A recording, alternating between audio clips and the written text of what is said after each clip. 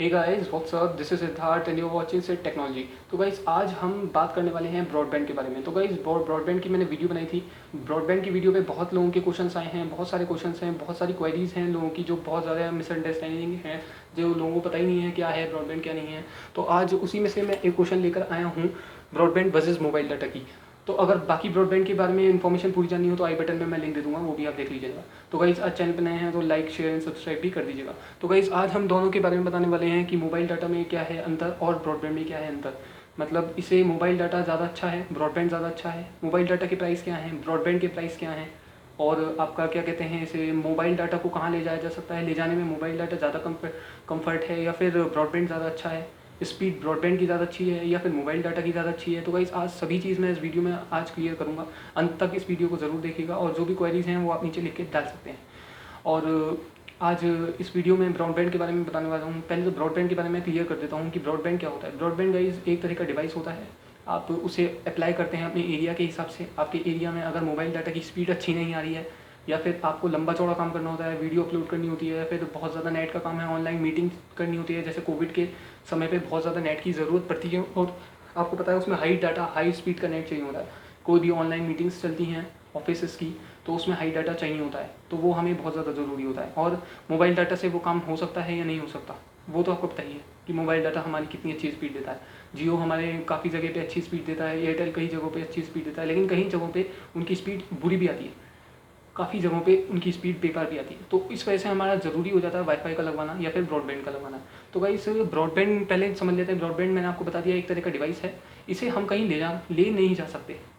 वहीं आप फ़ोन को, मोबाइल डाटा है हमारे, मोबाइल डाटा आप सब जानते ही हैं, मोबाइल में हमारा डाटा है, सिम जो होता है सिम में चलता है। सिम में हम जो रिचार्ज करवाते हैं, जियो का लेते हैं जियो का, एयरटेल का, हर जो हम सूटेबल हैं वो रिचार्ज करवाते हैं प्लान के हिसाब से।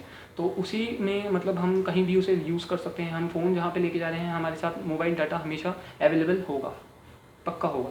और अगर हम यहाँ पे प्राइस की बात कर लेते हैं तो इस प्राइस में बहुत ज़्यादा खास कोई अंतर नहीं है, बहुत ज़्यादा कोई खास अंतर नहीं है। जैसे हम प्राइस में अगर आप 1 महीने का नेट रिचार्ज करा रहे हैं तो घर में आज गाइस आप देख लीजिए कम से कम 2-2 3-3 4-4 फ़ोन तो हर किसी के पास होते ही हैं और उसमें अलग अलग नेट हमें डलवाना पड़ता है।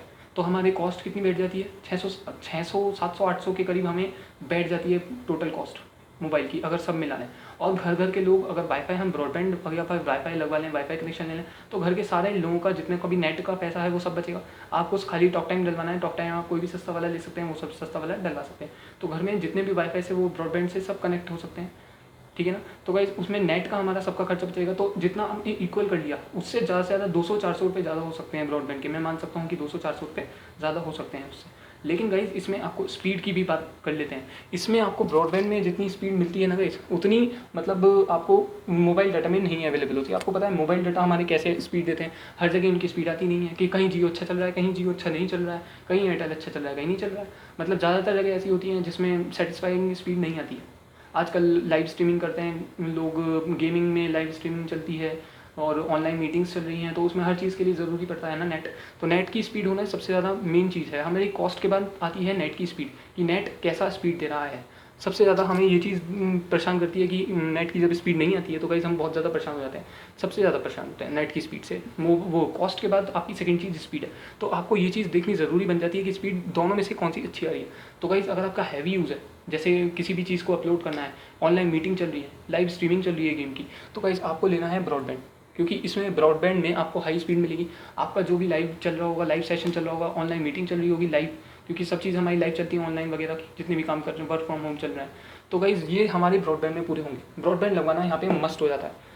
अगर आप गाइज़ ब्रॉडबैंड लगवाते हैं तो आपको ब्रॉडबैंड में हाई स्पीड मिलती है, साथ में आपको कॉस्ट जो है वो सब घर में कनेक्ट कर सकते हैं उससे 3-4 जितने भी 5 बंदे आपके घर में जितने भी हैं आपके फ़ोन का चला सकते हैं। फ़ोन कनेक्ट हो सकता है, टीवी कनेक्ट हो सकता है, और स्मार्ट टीवी जो होता है आपका वो कनेक्ट हो जाएगा, लैपटॉप कंप्यूटर्स कनेक्ट हो सकते हैं, हर चीज़ ब्रॉडबैंड से कनेक्ट हो सकती है, ठीक है ना।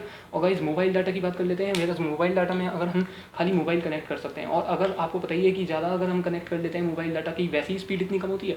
अगर हम हॉटस्पॉट खोल के कर लेते हैं कनेक्ट तो और भी ज़्यादा गिर जाती है, मतलब हमारी बिल्कुल भी स्पीड नहीं आती है मोबाइल में, तो वैसे भी स्पीड इतनी कम होती है उसकी। तो मोबाइल डाटा मैं इस चीज़ में प्रेफर नहीं करूँगा। मतलब आपका अगर ऑनलाइन मीटिंग है, हैवी यूज़ है नेट का, तो आपको मोबाइल डाटा का रिचार्ज नहीं करवाना, आपको ब्रॉडबैंड लगवाना है, ठीक है ना गाइस। और गाइस आपका प्राइस में, आपको मैंने बताया प्राइस में ज़्यादा कुछ अंतर नहीं है। आपके 4-5 लोग अगर चलाते हैं, हाँ अगर गाइस एक ही बंदा आपका फ़ोन चलाता है घर में, मतलब आपके एक ही फ़ोन है, एक ही डिवाइस आप जो है चलाते हैं घर में, और कोई नहीं है, और किसी के पास फ़ोन नहीं है, लैपटॉप नहीं है, स्मार्ट टीवी नहीं है, तो गाइज़ आप, मैं कहूँगा आप मोबाइल डाटा चला सकते हैं। और जिसका हैवी यूज़ नहीं है, मतलब वो मोबाइल डाटा पे शिफ्ट हो सकता है, क्योंकि यार 199 का जियो का रिचार्ज चल रहा है, 250 का शायद एयरटेल का रिचार्ज चल रहा है। तो गाइज़ मेरे घर में तो BSNL का ब्रॉडबैंड जो है लगा हुआ है, तो मैं मुझे यूज़ करने की जरूरत नहीं पड़ती, पूरा घर कनेक्ट हो जाता है उस पर।